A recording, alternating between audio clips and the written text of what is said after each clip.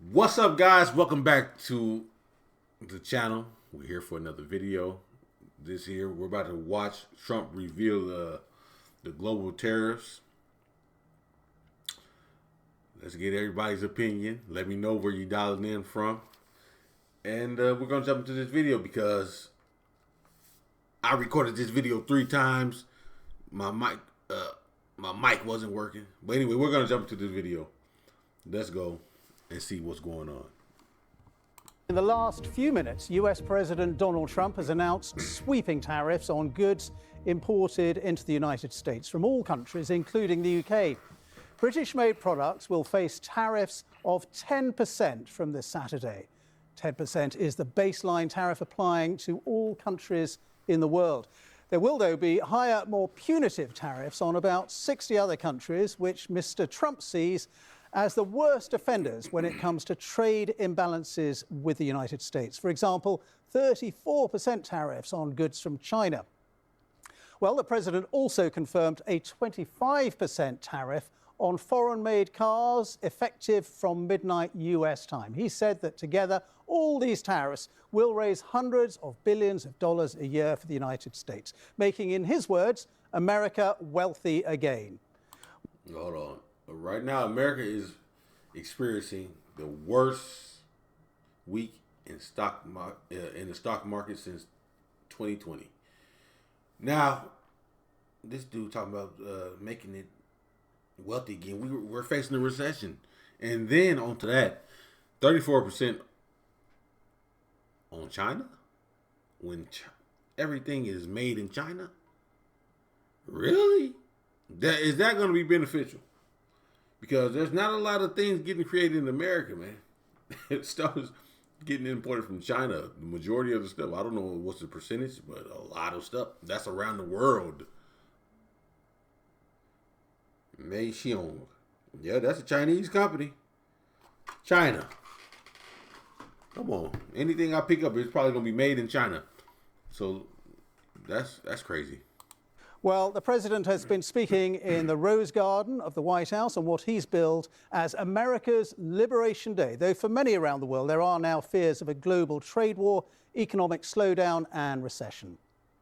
Well, tonight we'll have analysis and reaction from around the UK and across the world throughout the programme. We'll be hearing from our economics editor, Faisal Islam, and also from our political editor, Chris Mason, on how the UK government will react to these 10% tariffs on British goods. But first, let's go to Sarah Smith at the White House. And Sarah, Donald Trump saying this is one of the most important days in US history. Yes, he says that economic moves like this haven't been done since the Second World War, and that he is declaring economic independence for the United States. So as you said, there will be tariffs ranging from 10% all the way up to 50% being charged on different countries to export their goods into the United States. And Donald Trump explained that he has set these tariffs depending on how other countries treat US exports. Have a listen to what he had to say. In a few moments, I will sign a historic executive order instituting reciprocal tariffs on countries throughout the world. Reciprocal, that means they do it to us and we do it to them. Very simple. Can't get any simpler than that. Why are y'all clapping for this nonsense? Why? That's nothing to be applauding. You're agreeing with this? Listen, I seen a post on Instagram. The man put a 10% tariff on the island inhabited by penguins. I don't know how he's getting his money. Listen, he must be charging the penguins 10% for the food that America imports to the penguins. 10%. And then he's charging the 10% tariff on the penguin shit that's getting imported into America. Yeah, that's like 10% for the penguin shit. This is crazy, man. It's crazy.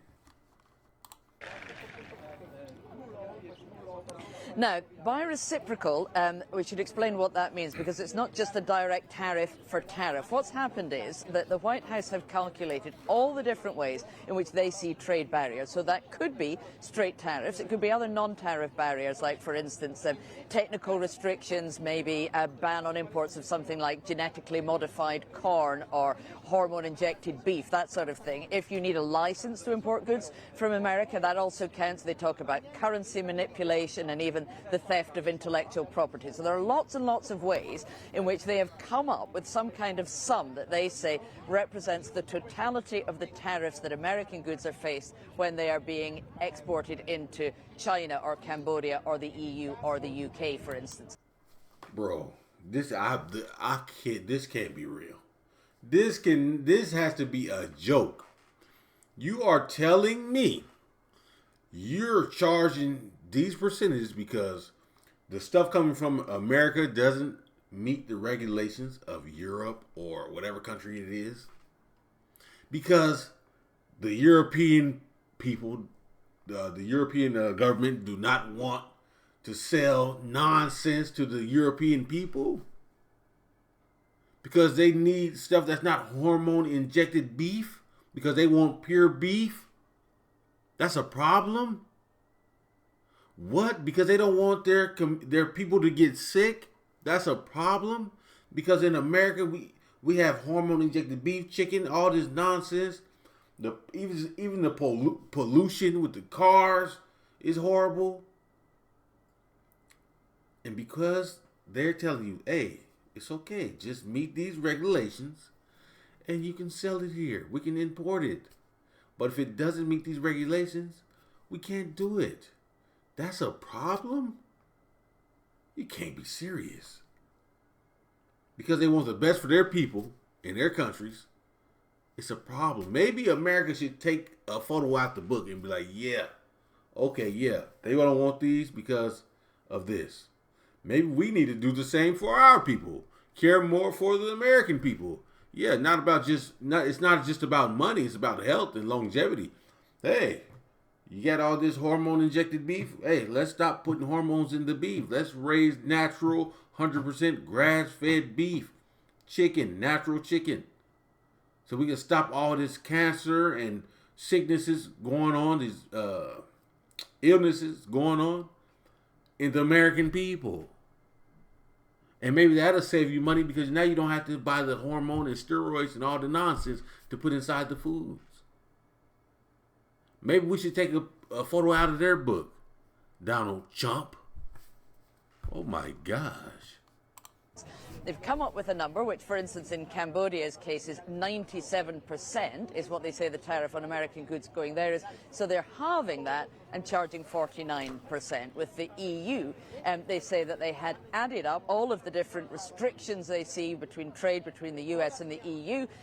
They brought that to 39%, and that's why there's a 20% tariff going on. But other countries that don't fall under this heading, a blanket 10% tariff is being put on all other goods, and that's where the UK falls. Okay, Sarah, for the moment, thank you very much indeed. So as we've been hearing, the UK is facing 10% tariffs on the goods it exports to the US. Well, earlier today, the Chancellor Rachel Reeves indicated the UK government will not rush to retaliate against new American tariffs. And in the Commons, the Prime Minister said Britain will take a calm, pragmatic approach and continue talks with the US about a wider trade deal. Let's get the latest from our... Listen, why the heck would they go and open up their mouth about the tariff when they're on the lower end of the low end of the spectrum? Yes, they're going to be quiet and accept what it is. And maybe that's the reason why they didn't want to talk and stand up for Canada at the end of the day. Because, listen, we're not trying to make it worse on us. Canada. We talk about our relations with Canada, but they didn't talk about, yeah, Canada, we have your back. U.S., do not do this to Canada. Listen, we will retaliate. Nah, they were quiet. The Prime Minister of the UK and King Charles. Quiet. So, who knows? Let me know. If there's some people in the UK, what do you guys have to say about this? Down in the comment section. Let me know. Political editor Chris Mason. Chris, what do you think the British government's going to do about this? Chris. Well, it was an extraordinary spectacle, wasn't it, Ben? There you had the president brandishing that rectangular tariff piece of cardboard in front of the world's press and cameras, as if offering the odds at a horse race. And the striking thing is that people in government here were absorbing that live on the television, just as people were around the world. There is a somber tone from people I speak to in government here tonight, because their view is that any tariff is something they would rather not have.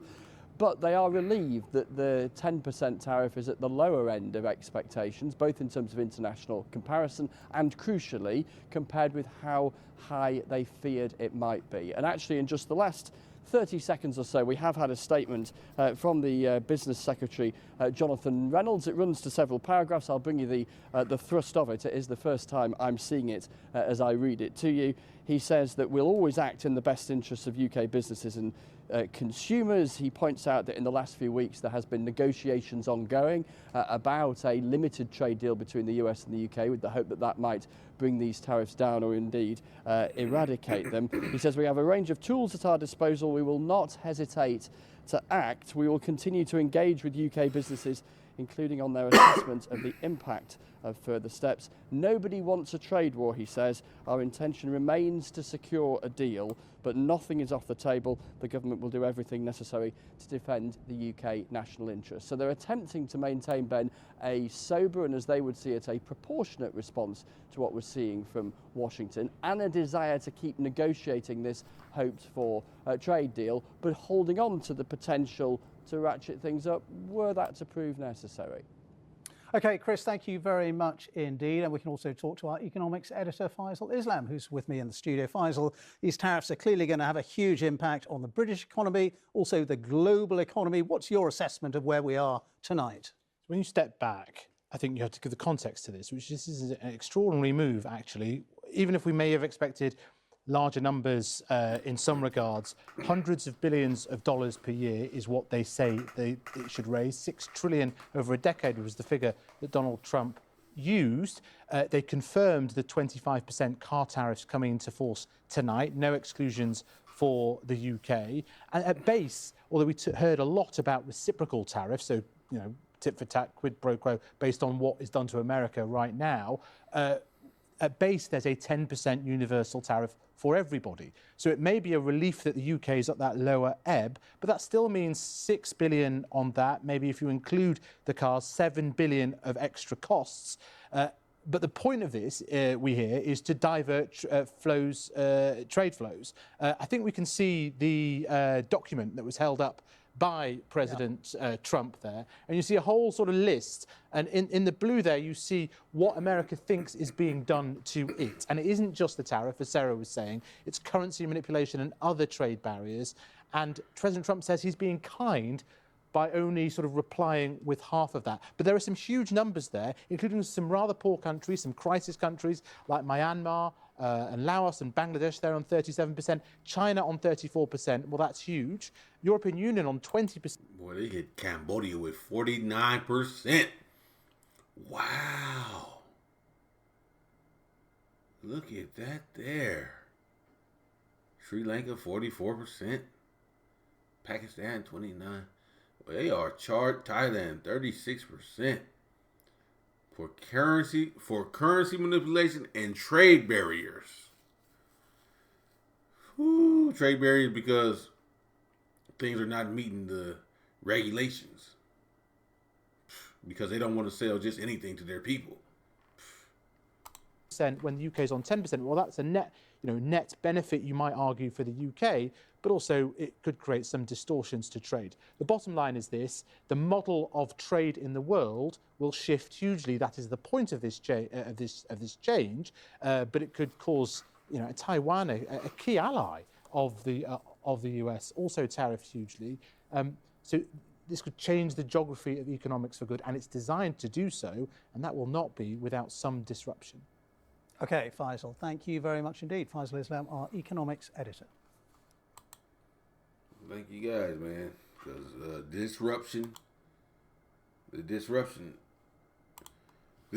disruption is on its way, huh? Oh, yeah, there's going to be disruption. Don't even worry about that. It's already happening. The disruption is already happening. Already happening. Now, let's see how it goes from here, but I hope things get better with the trade talks and all this. But it's not looking good right now. You got to be serious.